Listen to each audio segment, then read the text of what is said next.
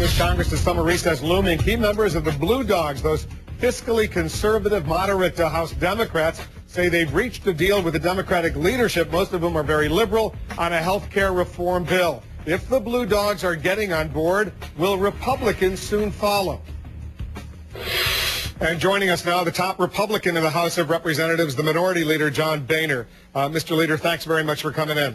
Wolf, it's good to be with you. It looks like at this point the House and Senate committees are probably going to get something done before the recess. The president is reaching out, though, to everyone, saying, spend the recess, read the bills, and then we can talk. Listen to this.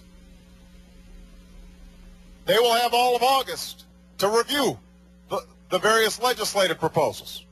When we come back in September, I will be available to answer any question that members of Congress have. If they want to come over to the White House and go over line by line what's going on, I will be happy to do that. Are you still open to coming up with a bipartisan bill with the president?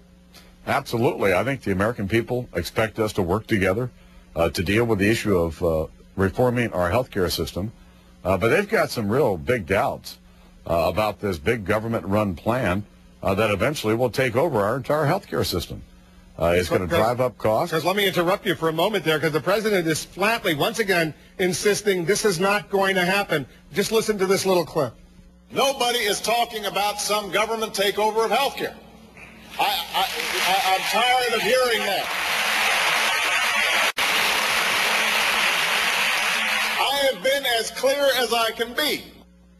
All right, he's flatly denying that this is going to be a government takeover. Well, listen, the facts just aren't there. It's clear in the legislation that after 5 years, you can't go out and buy a private health insurance policy.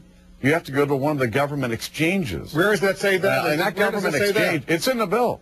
One of the government exchanges, their products are going to be designed by the government. It also says that after 5 years, all employer-provided health care provided under ERISA would have to have an approval from the Department of Labor and the Health Care Choices Czar to make sure that the employer-provided plan meets appropriate federal standards. You can go through this one after another. And if you look at the public option, it's there. It's going to compete with the private sector. But it's pretty clear to most of us that it will undercut the private sector, not provide more competition, driving the private sector out of the market and leaving people with only one option, and that's the government plan. Because Mike Ross, the Democratic congressman from Arkansas, is a moderate conservative, what they call a blue dog. He now says that is flatly wrong. Listen to him. It protects small businesses, and it saves our rural hospitals and ensures that if there is a public option, it will be just that. It will be an option providing consumers more choices. It will not be mandated on anyone, and it now will clearly be on a level playing field. All right. What do you want to say to Congressman Ross?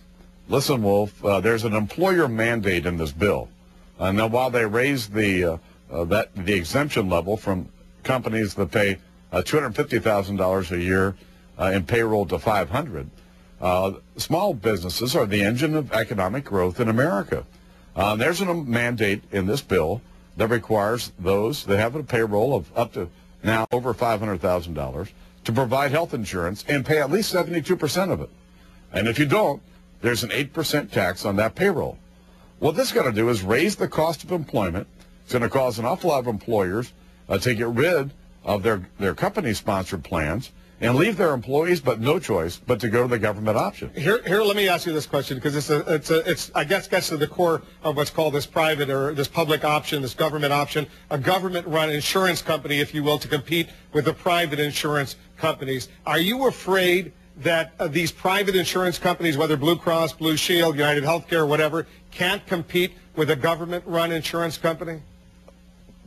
Wolf, nobody in the private sector can compete with the government. And that's because there's no cost of capital. The government sets the rules. The government sets the prices. And so you can't compete. You can't win. But there are. And if you step back and look at this, Wolf, it's 1,018 pages. That'll be enough to tell you that this is a giant government bureaucracy that's going to drive up the cost of health care, drive up the cost of health insurance, deny millions of Americans their choice of doctor, and eventually lead to rationing of health care in America. This is not the kind of plan that Americans want. There are some private companies that compete very well against the government. I'll give you an example. FedEx, they compete with the U.S. government's post office service. Well, there's no surprise there, and that's because there's an independent board that oversees the post office and keeps it within the law. But when you look at the fact in this bill, 1,018-page bill, the word shall is referred to 1,082 times. There are 53 new boards, agencies, and commissions and agencies set up in this bill. Why do we need all of this if we're trying to drive down the cost of health care in America and improve access for more Americans? Would you be open to a board that oversees the private insurance companies, that oversees the public option the way the boards oversee the post office? No, absolutely not. What I'm for are things that we're going to reduce the cost of health care in America. There's no medical malpractice reform here. There's nothing here that protects doctors, and so they're going to continue to practice defensive medicine so they're not being sued. There's nothing in here that will streamline the paperwork that we have in our healthcare system today. Those two things alone will save $150 to $200 billion a year in our current system.